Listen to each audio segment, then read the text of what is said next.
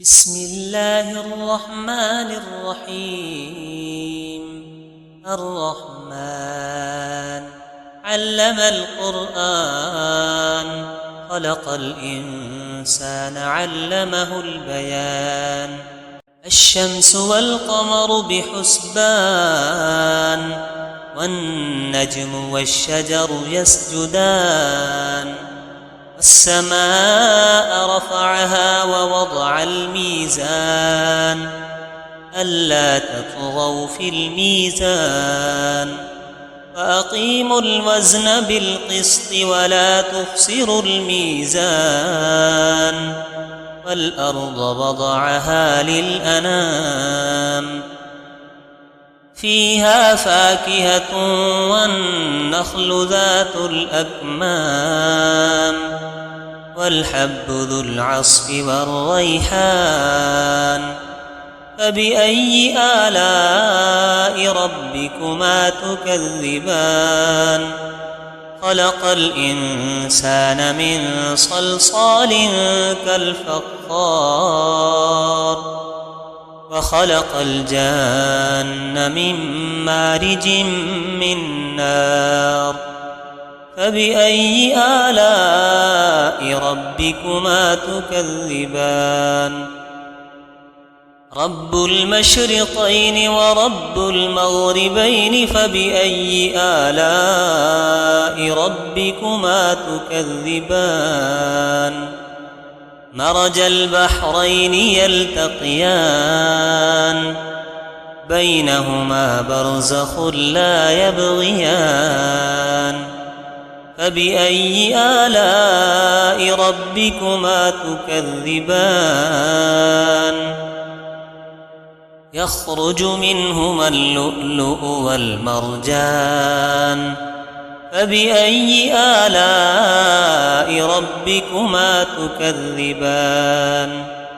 وله الجوار المنشآت في البحر كالأعلام.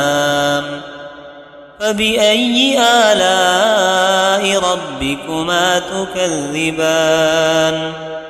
كل من عليها فان، ويبقى وجه ربك ذو الجلال والإكرام.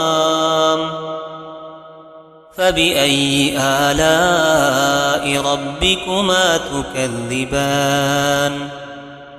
يسأله من في السماوات والأرض كل يوم هو في شأن. فبأي آلاء ربكما تكذبان؟ سنفرغ لكم أيها الثقلان. فبأي آلاء ربكما تكذبان؟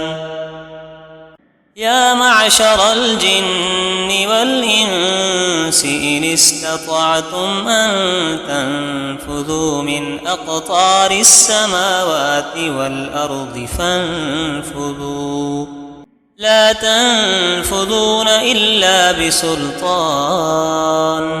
فبأي آلاء ربكما تكذبان؟ يرسل عليكما شواظ من نار ونحاس فلا تنتصران.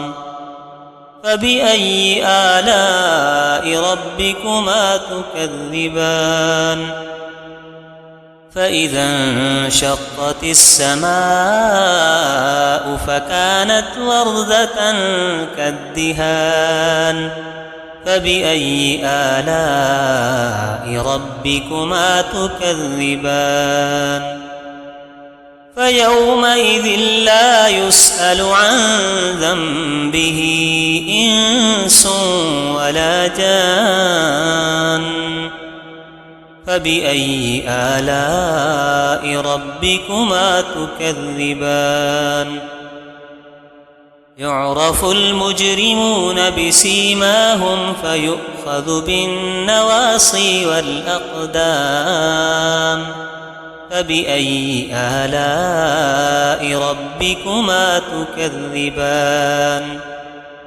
هذه جهنم التي يكذب بها المجرمون يطوفون بينها وبين حميم آن فبأي آلاء ربكما تكذبان ولمن خاف مقام ربه جنتان فبأي آلاء ربكما تكذبان ذواتا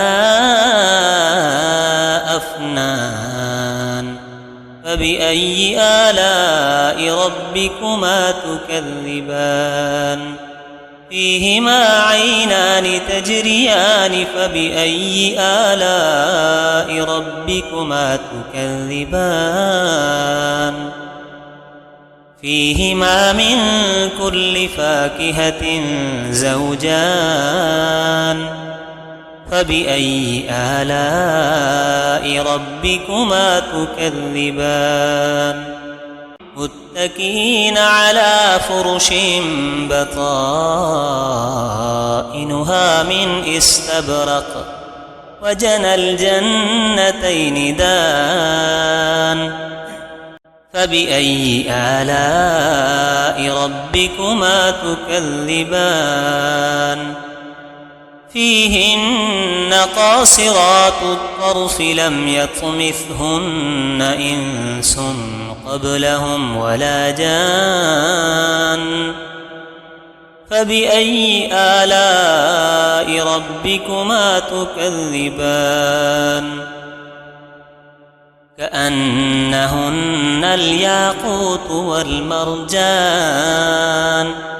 فبأي آلاء ربكما تكذبان هل جزاء